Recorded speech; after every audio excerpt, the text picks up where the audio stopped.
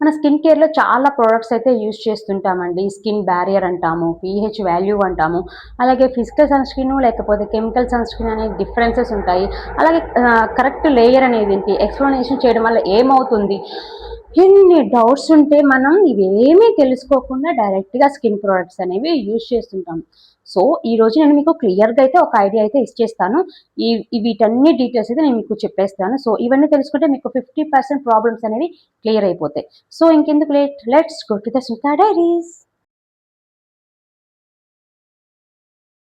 Skin barrier అంటే ఏంటి అంటే, ఇది మన స్కిన్‌కి ఒక వాల్ లాగా పనిచేస్తుంది. అంటే మీకు కరెక్ట్ ఎగ్జాంపుల్ ఎలా చెప్పాలంటే, మన హౌస్‌కి ఒక గేట్ లాగా అనుకోండి. ఎవరిని పడితే వాళ్ళని రానివ్వకుండా ఎలా ఉంటుందో, సేమ్ స్కిన్ బ్యారియర్ అంటే కూడా అంతే. మన స్కిన్‌కి ఒక ప్రొటెక్షన్ లాగా ఉంటుంది. స్కిన్ బ్యారియర్ అనేది మనకి ఫంక్షనింగ్ ఏముంటుందంటే, మాయిశ్చరైజర్ అనేది లాక్ చేస్తుంది. నెక్స్ట్ పొల్యూషన్ నుండి మన ప్రొటెక్షన్ చేస్తుంది. నెక్స్ట్ బ్యాక్టీరియా ఏదైనా ఎంట్రీ అవుతున్నా కూడా దాన్ని స్టాప్ చేస్తుంది. స్కిన్‌ని డీహైడ్రేషన్ చేయకుండా మంచిగా కవర్ చేస్తుంది. అలాగే బ్యారియర్ అనేది డ్యామేజ్ అయితే, ఒకవేళ స్కిన్ బ్యారియర్ అనేది డ్యామేజ్ అయితే ఎలా ఉంటుందంటే, స్కిన్ అనేది చాలా టైట్‌గా ఉంటుంది, రెడ్‌నెస్ ఉంటుంది, మనకి పింపుల్స్ అనేవి సడన్‌గా వచ్చేస్తుంటాయి. ప్రొడక్ట్స్ అప్లై చేసినప్పుడు కూడా దాని మీద అలాగే అతుక్కొని కూర్చొని ఉండడం ఇలా జరుగుతుంది.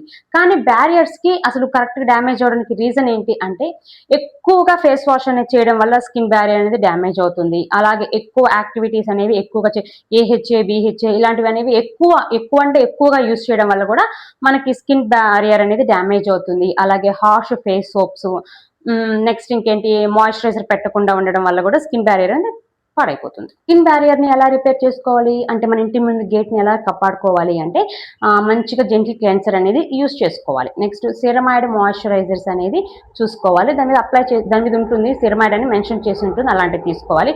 సన్ స్క్రీన్ కంపల్సరీ చాలా సార్లు చెప్తున్నాను. అలాగే 2 వీక్స్ కి ఒకసారి యాక్టివిటీ ప్రొడక్ట్స్ అనేవి స్టాప్ చేస్తూ ఉండాలి. పీహెచ్ లెవెల్‌ది చాలా ఇంపార్టెంట్ అండి. పీహెచ్ స్కేల్ అనేది 0-14 మిడిల్‌లో ఉంటుంది. మనకేంటంటే మన స్కిన్ న్యాచురల్‌గానే పీహెచ్ వాల్యూ అనేది 5-5.5 వరకు ఉంటుంది.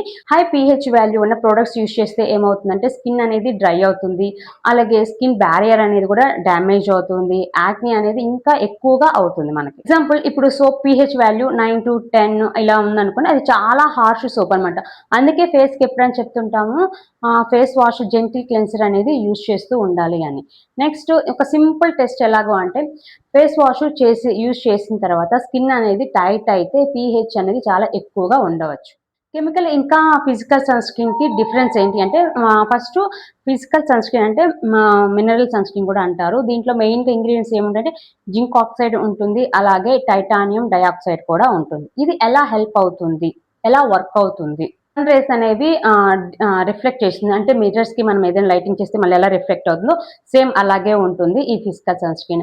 దీనివల్ల ఏంటంటే, మనకి సెన్సిటివ్ స్కిన్‌కి చాలా మంచిది. అలాగే ఇమ్మీడియేట్‌గా ప్రొడక్షన్ ఉంటుంది. అలాగే ప్రెగ్నెన్సీలో కూడా సేఫ్ ఆప్షన్ అండి ఈ ఫిజికల్ సన్ స్క్రీన్ అనేది.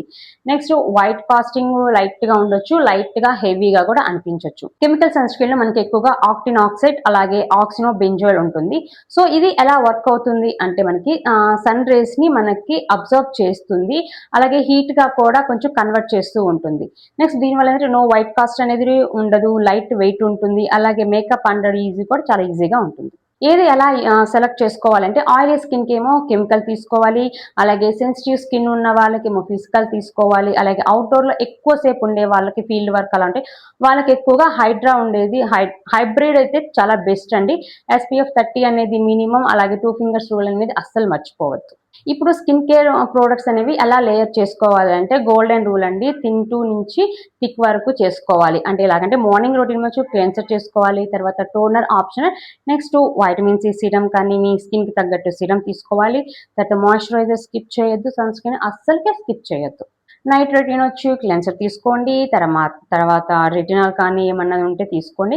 Next moisturiser compulsory. కానీ ఇంపార్టెంట్ లేయరింగ్ రూల్ ఏంటి అంటే, సీరం అప్లై చేసిన తర్వాత ఒక 30-60 సెకండ్స్ అనేది అయితే మీరు వెయిట్ చేయండి. నెక్స్ట్ రెటినాల్ కానీ లేకపోతే ఏహెచ్ఏ అనేది సేమ్ డే అయితే పెట్టొద్దు. ఆల్టర్నేట్ అనేది పెట్టుకోండి. సన్ స్క్రీన్ అనేది ఎప్పుడైనా కంపల్సరీ పెట్టాల్సిందే.